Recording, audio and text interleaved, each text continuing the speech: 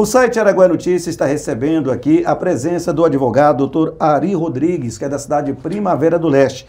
Ele veio ao nosso programa para fazer esclarecimentos com relação a um assunto que repercutiu muito no ano passado, o roubo de gado que aconteceu lá na cidade de Primavera do Leste, onde uma das pessoas que acabou sendo acusada e até condenada por isso é o vereador da cidade, General Carneiro Magno. Todos acompanharam aqui no Araguaia Notícias a entrevista no final do ano passado do advogado Paulo Lacerda, onde ele fez as considerações, alegando que o cliente dele não teria cometido crime de roubo de gado e que a situação não seria assim. E nós deixamos bem claro que o Araguaia Notícias também estaria cedendo espaço para quem quiser se manifestar sobre o caso. No caso, principalmente a parte, né? E o doutor Ari, que vocês estão vendo aqui ao meu lado, ele é o advogado que representa os funcionários da fazenda que estavam trabalhando no momento em que houve a abordagem aos elementos que estariam supostamente roubando gado dentro da fazenda, né? E houve até o abate de um boi. E ele representa também a fazenda onde esse fato aconteceu. O doutor Ari até me explicou, Ronaldo, eu até não gostaria de estar aqui para fazer isso, mas como houve a questão da citação de um dos funcionários que estava nessa situação e até colocando como a versão do acusado, mas sem ouvir a parte que fez, no caso, no momento, a detenção do Magno lá durante essa situação. Doutor, obrigado por o senhor ter vindo aqui, o senhor veio de Primavera, pediu o direito de resposta e o Araguaia Notícias está concedendo. O senhor gostaria de falar dessa situação. Inicialmente, o senhor fala sobre essa questão que houve uma crítica, né, por parte do acusado, do advogado dele, de que essa condenação foi muito rápida, né? Ela saiu muito rápida e acabou aí condenando o Magno a 8 anos e 10 meses. O senhor entende que foi rápida essa decisão com relação à acusação que havia contra o vereador? Agradeço pela oportunidade de a gente poder estar aqui fazendo isso. Como eu lhe falei antes de começarmos a gravar, eu não gostaria de estar aqui, porque não é de praxe que a gente fale fora dos autos. A gente costuma, como juízes promotores, falar nos autos, mas face à manifestação da defesa de um dos acusados, e que citaram o meu cliente, né? Eu me vi na obrigação de vir aqui fazer algumas considerações a respeito do que foi falado aqui pela defesa de um dos acusados. Em relação ao que ele falou, de que existiam erros processuais e até talvez maldade da Justiça de Primavera, o que eu tenho a dizer a respeito disso são duas coisas. Em primeiro lugar, caso a defesa julgue que existam erros processuais, ela tem que se utilizar dos remédios apropriados, quais sejam os recursos dentro dos próprios tribunais, né? Já a respeito do toque de caixa que ele falou do processo, nós como operadores de direito, nós vemos com bons olhos quando o judiciário age de forma célere e entrega, seja uma sentença criminal, civil, né, no menor prazo possível para o usuário da justiça e para os interessados, para as partes. E nesse caso, aos olhos da defesa do acusado, a celeridade da justiça não merece elogio, merece ser criticada, né?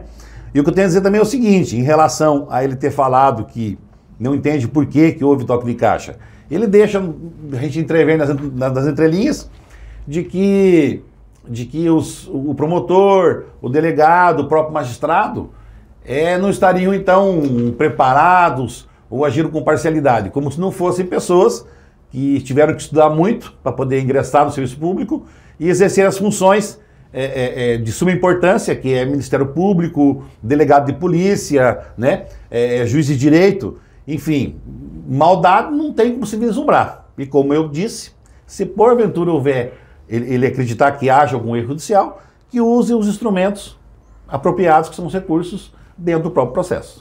Agora, doutor, a tipificação do processo foi comentado aqui pelo advogado do acusado que não seria a correta roubo de gado, que segundo ele seria outra circunstância. O que o senhor tem a dizer sobre isso? Não, na verdade é o seguinte, é o roubo impróprio dentro do contexto que está posto nos autos, é o roubo impróprio, porque está aqui o artigo de lei 157, no seu parágrafo 1º, né? Ele traz de forma muito clara que na mesma pena de roubo qualificado, né, incorre quem no mesmo ato, depois de subtrair a coisa, emprega violência contra a pessoa ou grave ameaça, a fim de assegurar a impunidade do crime ou detenção da coisa para si ou para o terceiro. O que aconteceu nesse fato? Está lá nos autos, né? Eles tentaram se evadir, tentaram jogar a caminhonete em cima de um dos funcionários da fazenda, né?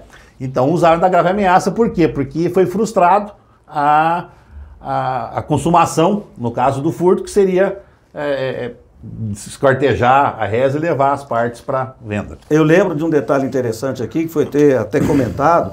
Eu não sei qual deles lá na hora da defesa falou que o objetivo era caçar cateto, o famoso porco do mato. Até quando a gente colocou essa reportagem, muita gente criticou que o porco do mato não pode ser caçado de qualquer forma.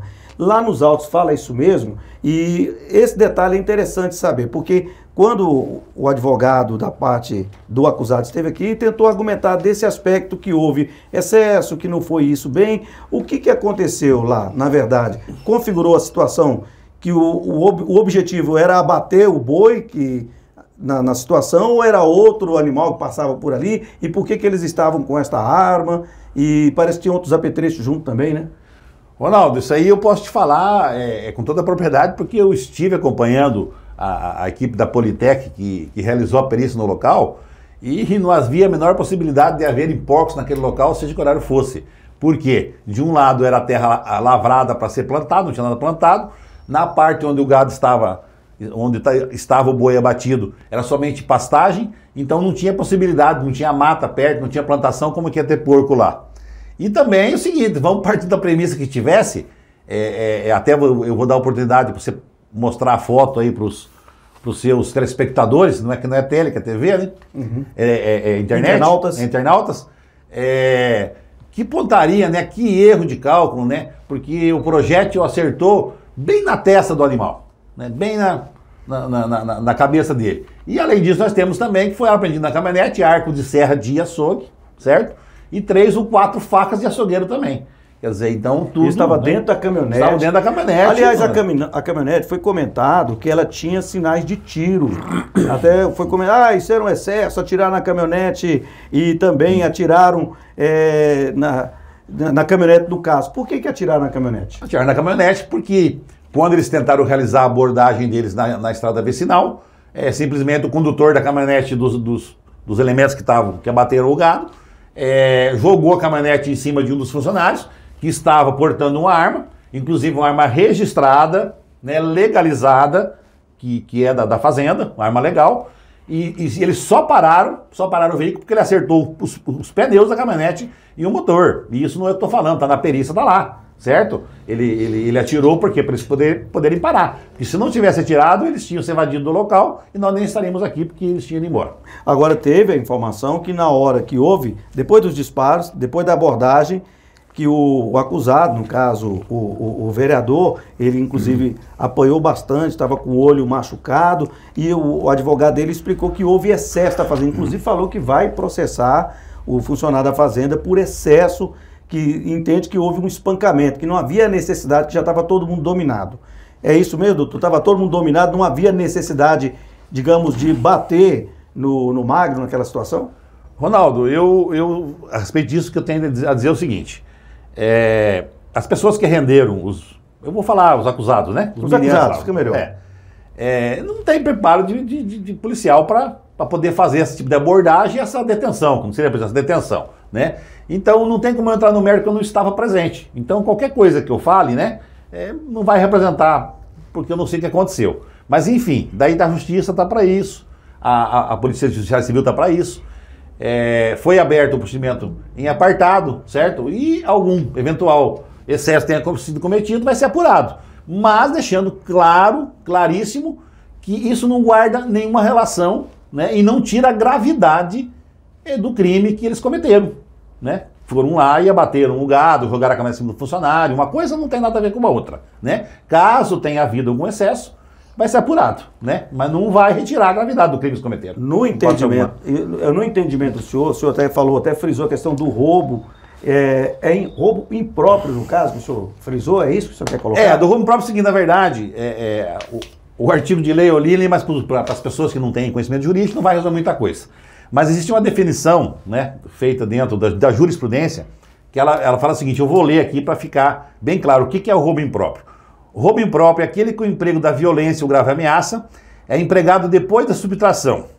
Ou seja, é o chamado furto frustrado ou mal executado, né? Então, quer dizer, se amolda perfeitamente ao fato.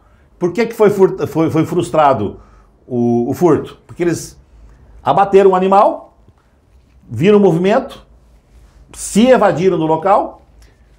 Quando voltaram no local para tentar consumar o crime perpetrado, foram abordados pelos funcionários da fazenda, que realizaram a abordagem, detiveram eles e evitaram que eles consumassem o crime, que esquartejassem o animal, porque as ferramentas estavam tudo na caminhonete, né? Então, se tivesse dado oportunidade, tinham feito. E a grave ameaça consiste no fato de tentar atropelar o funcionário da fazenda para ser evadido do local. Porque a questão do atropelamento que o senhor fala, é porque, pelo que o senhor entendeu lá, a gente está ouvindo a parte, nós já ouvimos a outra parte também. O senhor disse que, primeiro, os acusados atiraram no boi. Como eles viram a movimentação de um carro, eles seguiram na estrada e depois retornaram. No que eles retornaram, a equipe da fazenda estava perto e eles teriam jogado a caminhonete em cima do funcionário da fazenda, é isso? Isso, segundo o relato do funcionário, certo? Ele parou na estrada e mandou parar. Parem, por favor, e tal, né? Como eles não pararam, ele jogou a caminhonete em cima dele. Segundo ele se protegeu atrás da caminhonete que eles estavam e dali ele efetuou os disparos que estão, que inclusive... que acertaram o pneu, acertaram o motor da caminhonete. Porque foi assim que a caminhonete parou, senão eles não teriam parado. Não teriam parado, eles seriam se evadido do local. Bom, foi comentada a questão de que o acusado, que é vereador General Carneiro Magno, não teriam outros processos e nenhum com relação à questão de gado. Aí o senhor veio e está trazendo uma informação nova aqui para nós. Que informação que é essa que o senhor quer colocar? Ronaldo, é lógico que, tipo assim, como eu já te falei de Proeme antes de começar a entrevista, eu não gostaria de estar aqui para falar fora dos autos, mas sou obrigado a falar. Qualquer cidadão que abrir o YouJuris, que é um site jurídico que tem na internet, vai ver que o acusado Magno tem mais de 40 processos. Só que desses 40 tem 22 do TJMT, que versam sobre diversas matérias, mas tem 4 que chamam a atenção. Esse aqui, onde eles são acusados do roubo impróprio do gado na Primavera do Oeste.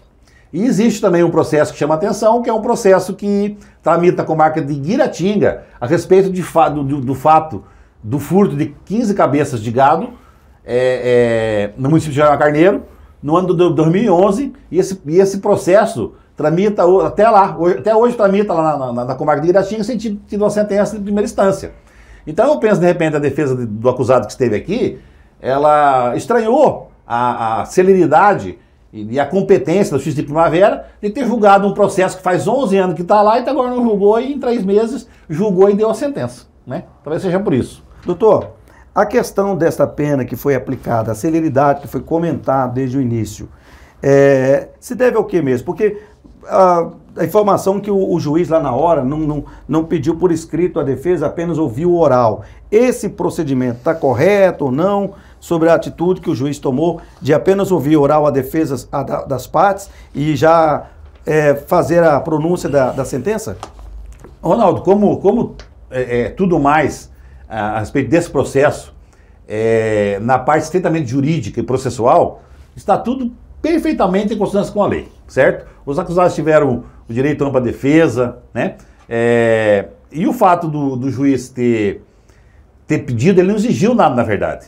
É porque o próprio artigo de lei, o artigo 403 do Código de Processo Penal, ele prevê que não havendo diligências posteriores no dia da audiência, não havendo diligências, ou se elas forem indeferidas os pedidos, o juiz oportunizará as partes fazerem as alegações orais por 10 minutos consecutivos e em seguida proferir a sentença. Foi o que ele fez, né? E até porque também os advogados da defesa que talvez tivessem interesse de que fosse oferecida uma alegação através de memorial escrito, ninguém requereu, né? Então, na verdade, foi tudo feito conforme ele determina a lei. Não houve nem um erro injudicando e nem um abuso por parte do juiz. Mas não foi assim rápido demais? Porque o que a parte reclama é que foi muito rápido a decisão. Porque o fato foi em setembro e em dezembro já foi pronunciada a sentença.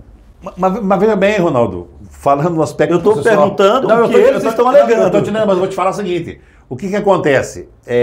Nessa parte processual, né, aí quem não vai entender, quer dizer, aqui está explícito. Foram realizadas, foi concluído o inquérito, certo? Correto? Concluiu o inquérito, foi para o promotor. O promotor, o Ministério Público, ofereceu a denúncia.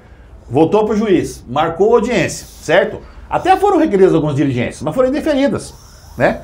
E conforme fala isso, foram indeferidas, o juiz a livre-arbítrio dele, está na lei. É ele que decide. Ou seja, né? O juiz entendeu que havia elementos suficientes para ele se pronunciar, para ele dar a sentença. Não é isso. Não é que ele achou. É que de fato não. Se alguém requerer alguma coisa, era o Ministério Público, eu como assistente da acusação também, ou os vários advogados de defesa que tinham atuando no processo. Nenhum deles conseguiu também, ou pelo menos convenceu o juiz de que houvesse alguma diligência. E o que acontece aí? Se eles acharam, como ele falou aqui, houve erro, ou o juiz não concedeu, não é o momento ali. Ali ficou dentro da estrita competência do juiz.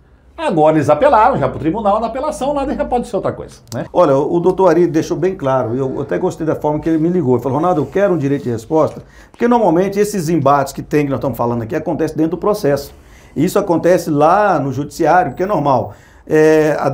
A acusação fala uma coisa, a defesa tenta contrapor daqui, aí a outra parte vai e apresenta mais elementos, mas dentro do processo. Mas como houve a entrevista aqui do advogado, da parte do vereador Magno, falando sobre a situação, o doutor Ari pediu o espaço dele. E eu, como veículo de comunicação, não posso negar. Estou deixando aqui o espaço para o doutor Ari falar. Eu espero que esse assunto agora, depois de ouvir o doutor Ari, ele fique mais no campo judiciário, né? Porque se a gente for abrir aqui essa polêmica, um fala, depois vem o outro e fala de novo, não vai resolver. O que vai resolver é lá do judiciário mesmo, o andamento normal da ação, que agora foi apelada, né, doutor, que se diz, né? Foi para o TJ, não é isso, doutor? Isso. Porque lá é o campo correto para essa situação. Nós estamos aqui deixando bem claro que o doutor Ari veio usando o seu direito, vamos dizer, de resposta em nome da Fazenda e também dos funcionários. É isso, né, doutor? A princípio, sim. Né? Eu acho que, como ele disse, eu vou reafirmar, eu fiz uma viagem, não é uma viagem, né? Não, mas eu bloqueei, daqui até Primavera, 300 quilômetros. 280 e alguma coisa. 300 quilômetros, não é usual, não é de praxe, mas face a defesa de um dos acusados que veio aqui falou fora do processo, né, a respeito de coisas inverídicas, no meu entendimento, né, eu me vi na obrigação e no dever de vir aqui esclarecer, né, que as coisas não são exatamente da forma que o advogado do acusado Magno deixou transparecer ou afirmou aqui em entrevista com você.